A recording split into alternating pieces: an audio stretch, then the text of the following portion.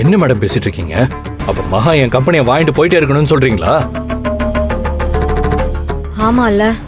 சரி இப்ப என்ன பண்றது? மகாக்கு பணம் கொடுக்க வேணான்னு அந்த ஆளுகிட்ட நானே நேரடியா பேசவா? அது சரிப்பட்டு வரும்னு தெரியல. அப்ப என்னதான் பண்ணலாம் சொல்லுங்க. ஐடியா தான் யோசிக்கிறேன்.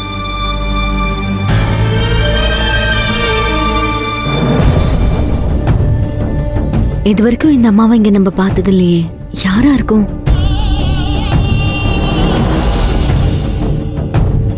எதுக்கு இந்த அம்மா வேண்டான்னு தலையாட்டுறாங்க?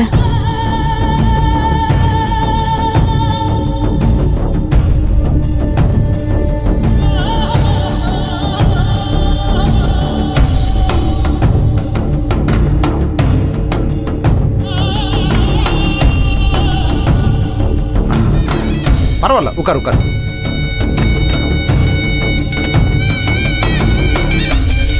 இதுல 50 லட்சம் ரூபாய் பணம் இருக்கு. இந்த பணத்தை வச்சு நல்லபடியா கம்பெனி ஆரம்பி. நீ ஆரம்பிக்கிற கம்பெனி பெரிய லெவல்ல வரணும். அண்ணனோட சப்போர்ட் உனக்கு எப்பவும் இருக்கும். சார், நான் எப்படி நன்றி சொல்றதுன்னே தெரியல. என்னை நம்பி இவ்ளோ பெரிய தொகையை கொடுத்துருக்கீங்க. பணம் என்னம்மா பணம்? அன்னைக்கு நீ மட்டும் என் உயிரை காப்பாத்தலன்னா என் சொத்து சுகம் எல்லாம் வேஸ்டா போயிருக்கும்ல. நீ செஞ்ச உதவிக்கு முன்னாடி இந்த பணம்லாம் ஒண்ணுமே இல்லம்மா. சார், இந்த பணத்துக்கு வட்டி எவ்வளவு கொடுக்கணும், அசலை எவ்வளவு நாள்ல எவ்வளவு திருப்பி கொடுக்கணும்னு என்னம்மா சொன்னீங்கன்னா நீ உங்ககிட்ட போய் நான் வட்டி வாங்குவேனா? ஏற்கனவே கடன்ல இருக்கிற கம்பெனியை வாங்கி நடத்த போற. அதனால அசலை எப்ப திருப்பி தரணுங்கிற நினைப்பே உனக்கு வேணாம். உன் கம்பெனி நல்லா வளரணும்மா. உன்னால எப்ப திருப்பி கொடுக்க முடியுமோ அப்ப கொடுத்தா போதும். இந்தாம்மா, இதுல ஒரு கையெழுத்து போடு. எனக்கு ஃபைனான்ஸ் பண்றது மட்டும்தாம்மா தொழில். தங்கச்சிமா மேல நம்பிக்கையெல்லாம் இல்லாம இல்ல, தொழில் தொழிலா இருக்கணும்ல, அதுக்கு தான். சரிங்க சார், பெண் கொஞ்சம் கொடுங்க. இந்தாம்மா.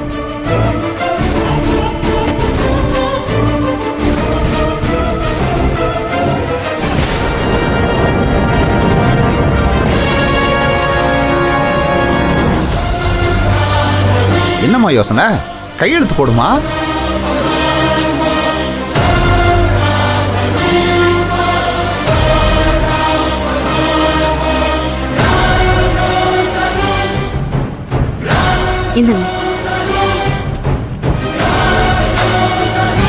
இது உனக்குள்ளதுமா.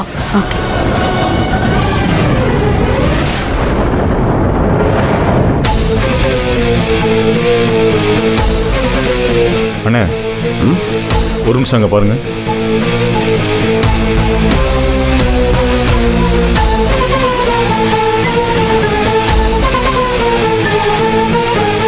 அண்ணே, ரொம்ப நேரமா அந்த லேடி நம்ம தெருமுனையில் நின்றுட்டு இருக்காங்க. அவங்க யாருக்கோ வெயிட் பண்ணிட்டு இருக்காங்க போல் இருக்கு. அதை போய் பெருசா எடுத்துக்கிட்டு வர்றா. நான் எங்க பணம் வாங்க வந்திருக்கேன்னு வேவு பார்க்க வந்திருக்கீங்களா? அண்ணி, ஆளை செட் பண்ணி என்கிட்ட இருக்கிற பணத்தை அடிக்கலான்னு திட்டம் போட்டிருப்பீங்கல்ல? அக்கா, அந்த வீட்டு முன்னாடி நிக்காதீங்க, உங்களுக்கு நல்லது இல்ல. அங்கிருந்து வந்துருங்க. மகா பணத்தோட கிளம்பும் போது சொல்றேன். நீங்க ஆளுங்களை அனுப்பி அவகிட்ட இருந்து பணத்தை புடிங்கிடுங்க. ஓகே மேடம், வெயிட் பண்றோம். இந்த பணத்தோட தனியா போறது நல்லது இல்ல. சார், எனக்கு ஒரு ஹெல்ப் பண்ண முடியுமா? சொல்லுமா. இல்ல, இவ்ளோ பெரிய அமௌண்ட்டை தனியா எடுத்துட்டு போறேன். இது சேஃபான்னு எனக்கு தெரியல. என் வீடு வரைக்கும் கூட யாரையாவது துணைக்கு அனுப்ப முடியுமா? நானே யோசிச்சுட்டு இருந்தேன். நேத்து நீ பணம் வாங்க வந்த இடத்துல ரவுடிங்க உங்க கூட கலாட்டா பண்ணிட்டு இருந்தாங்களே, இப்ப இவ்வளவு பெரிய அமௌண்ட் எடுத்துட்டு போறியே, சரியா இருக்குமான்னு யோசிச்சேன். நீயே கேட்டுட்ட. கூட துணைக்கு 2 பேர் அனுப்பி வைக்கிறேன். நம்ம கார்லயே உன்னை வீட்டுல கொண்டு போய் விட்டுருவாங்க. சரிங்க சார். அப்புறம் இந்த ஹெல்ப்பை நான் என்னைக்குமே மறக்க மாட்டேன் சார். ஆட என்னம்மா நீ அண்ணன் தங்கச்சிக்குள்ள போய் நன்றி எல்லாம் சொல்லிக்கிட்டு. தங்கச்சிமா, என்னைக்காவது வாய் நிறைய என்ன அண்ணன் கூப்பிடுவேன்னு பாக்குறேன், சாருன்னே கூப்பிடுறேன். ரொம்ப நன்றிங்க அண்ணா. அப்பாடா, இப்பதான் மனசு நிறைஞ்ச மாதிரி இருக்குமா.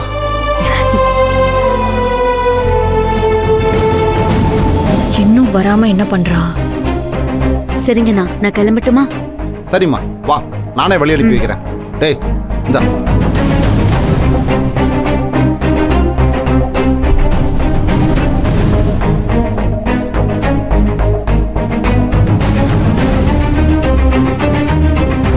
டேய் வண்டி ஏறா.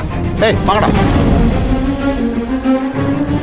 சொல்லுங்க. டேய் தங்கச்சி மாவை பத்திரமா கொண்டு போய் வீட்டில் விட்டுரு. ஆ சரிங்க. வரேண்ணா. நீ வண்டியில் இருமா.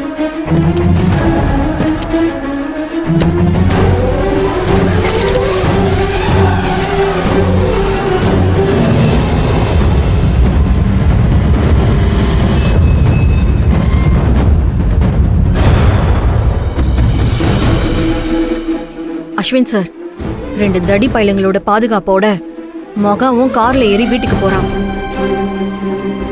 இப்போ நீங்க ஆளுங்களை அனுப்புனாலும் காரியம் எதுவும் நடக்காது. அந்த பணத்தை எப்படி எடுக்கிறதுன்னு நான் பாத்துக்கிறேன். ஆ? ச்சே.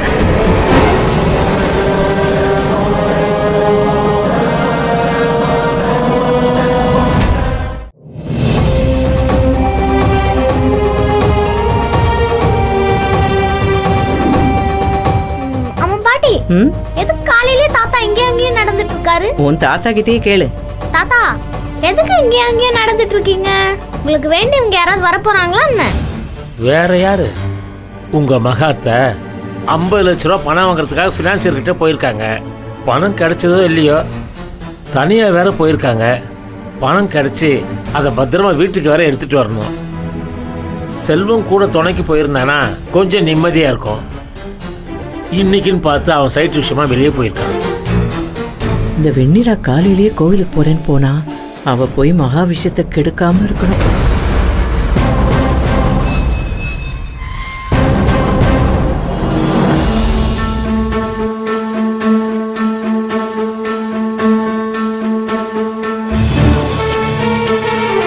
மாமா,